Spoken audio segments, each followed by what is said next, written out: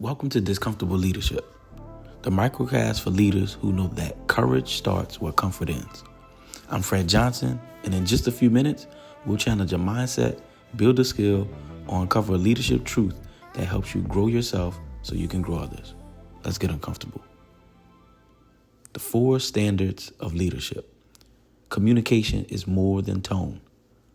Most leaders don't struggle with communication because they don't care about people. They struggle because they care so much about how the message will be received, they lose sight of what actually needs to be said. We spend a lot of time talking about tone and delivery. How do I say this so it lands well? How do I make sure they don't take it the wrong way? How can I soften this feedback? And while tone matters, I would argue that how you say something has far less to do with effective leadership communication than most people think. Effective communication is much more about what you say, how clearly you say it, whether expectations are understood, and whether the conversation ultimately improves results. Because feedback that lands well but creates no clarity, alignment, accountability, or growth isn't particularly effective feedback. The trap of trying to make feedback feel good. Here's what I've learned from working with leaders. Most people aren't walking around intentionally trying to be rude. In fact, the opposite is usually true. Most leaders who struggle with direct feedback are already thinking about the other person's feelings, sometimes too much. Before the conversation even happens, they're anticipating a response. What if they get upset? What if they become defensive? What if this changes our relationship? So we start editing ourselves. We add extra words. We qualify the feedback. We hint instead of saying exactly what we mean. And somewhere along the way, the actual message gets lost. I know because this was one of my biggest growth areas as a leader. For a long time, I thought I was direct. Then one of my coaches told me, "Fred, you still want to be liked." She explained that I was dancing around some of the feedback my team needed because I was worried about how they would feel about me after hearing it. My first reaction? Nah, no way.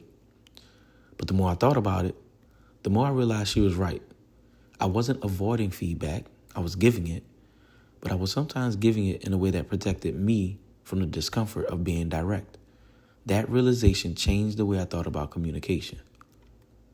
Direct doesn't mean disrespectful.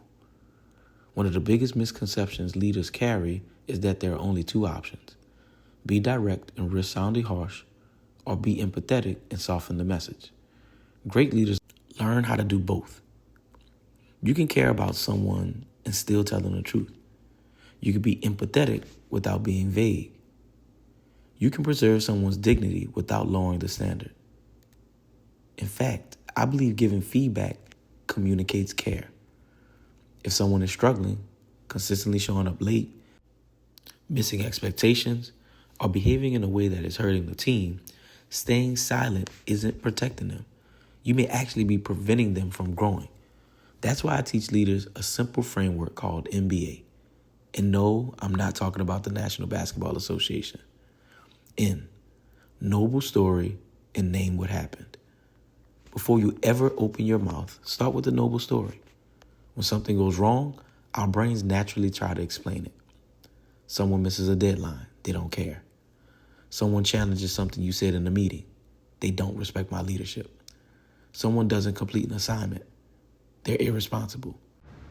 Someone is unusually quiet, they have an attitude. But notice what just happened. You went from an action you observed to a story about why the person did it. And the story may be completely wrong. A noble story asks you to stop and consider, what else could have happened? Maybe they misunderstood the expectation. Maybe another priority came up. Maybe they thought someone else owned the task. Maybe they're struggling with the skill they haven't told you about. Maybe something happened outside of work. Maybe they simply made a mistake. You don't know which explanation is true. That's the point. The noble story reminds you that you don't know yet. This isn't about making excuses for someone. It's about refusing to assign intent to an action before you have enough information. The deadline can still be unacceptable. The behavior can still need to change. The expectation can still be reinforced. But you can hold someone accountable without deciding that you already know their motivation. Once you've challenged the story you're telling yourself, you're ready for the second part. Name what happened. This is where leaders have to get incredibly specific. Name exactly what you saw or heard, not what you felt about what you saw or heard. For example, don't say, "You were disrespectful in that meeting." Say, "When I started explaining the new process, you interrupted me 3 times." Don't say, "You haven't been taking this project seriously." Say, "The last 2 reports were submitted after the deadline we agreed on." Don't say, "You have a bad attitude." Say, "When I asked for your thoughts, you said it doesn't matter," and didn't participate in the rest of the discussion. The difference matters. Disrespectful is your interpretation. "You interrupted me 3 times" is an action. "You don't care" is a story. "The report was submitted Friday instead of Thursday" is what happened. The more judgment you build into the opening of the conversation, the more likely the person is to defend themselves. "I wasn't disrespectful. I do care. I don't have an attitude." Now you're arguing about your interpretation instead of addressing the actual behavior. Instead, start with what you know. Start with the noble story. "There could be something here that I don't understand yet." Name what happened. "Here's exactly what I observed." Then you can move to the next step. B, be curious. Now ask. This is the part that leaders often skip. You've considered that there may be more to the story. You've named exactly what happened.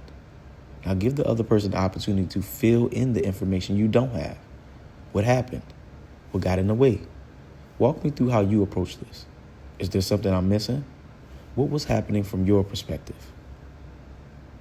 Curiosity does not eliminate accountability. It helps you apply accountability accurately. Imagine a teammate misses an important deadline. Your noble story reminds you not to assume they don't care. Then you name what happened. The report was due Thursday at 3 and I received it Friday morning. Then, help me understand what happened. Maybe the person mismanaged their time. Maybe responsibilities weren't clear. Maybe another priority unexpectedly took precedence. Maybe there's a skill gap. Different problems require different coaching. And you can't coach the actual problem if you've already decided what the problem is before asking the question. Great communication doesn't just transmit information. It creates understanding. A, alignment and accountability. Once you've understood what happened, you have to connect the action to something bigger. That's alignment. Alignment means explicitly naming the impact of the action on the team, the goal, or the work. Too often, leaders assume that impact is obvious. It isn't. Your teammate may understand that they missed a deadline without understanding what that missed deadline created for everyone else. They may understand that they interrupted someone without understanding how it affected the team's ability to collaborate.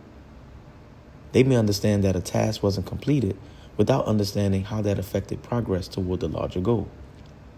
Your job as a leader is to make that connection explicit. For example, the report was due Thursday at 3 and I received it Friday morning. Because it came in late, the rest of the team didn't have time to review the data before our Friday meeting, which meant we weren't able to make the decision we needed to make. Now, we're not simply talking about a late report. We're talking about impact. Or, when you interrupted while your teammate was sharing their idea, they stopped contributing to the conversation. We need everyone on this team to feel like they can challenge ideas and share their thinking because that's how we make better decisions. Now the teammate understands why the behavior matters beyond the behavior itself. That's alignment. You're connecting your action, its impact, our goal.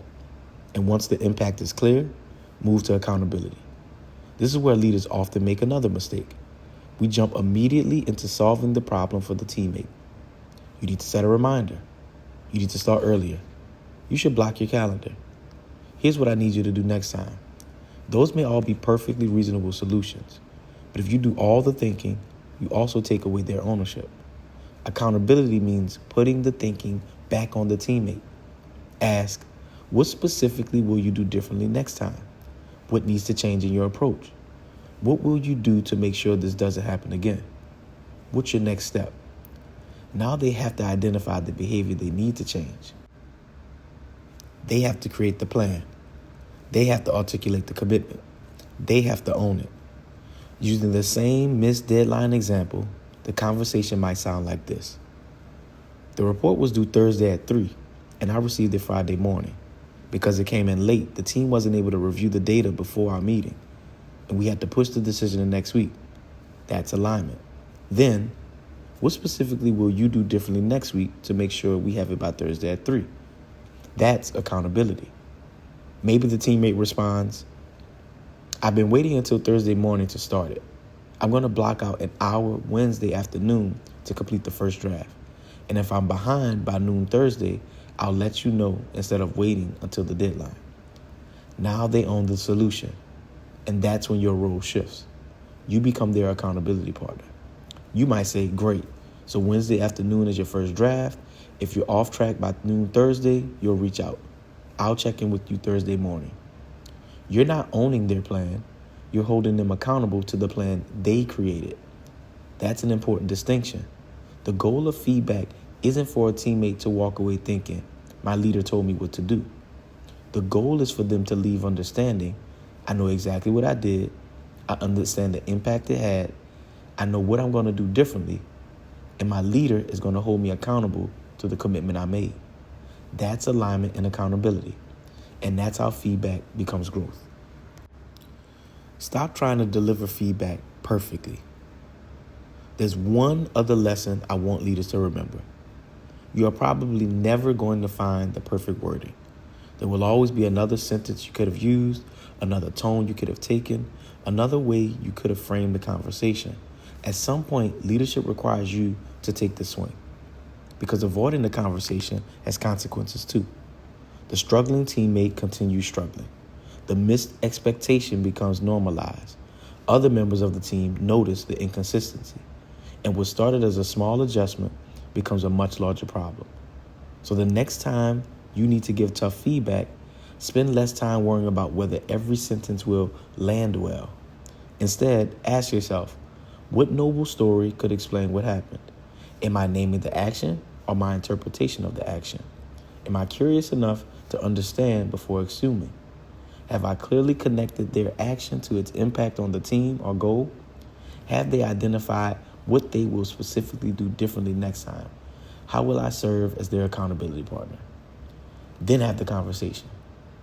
Because leadership communication isn't about saying everything perfectly.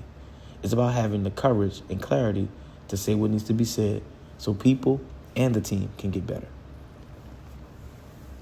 If you found value in today's episode, connect with me on LinkedIn and let me know what resonated with you. I'd love to hear how you're putting these ideas into practice. And remember, courage starts where comfort ends.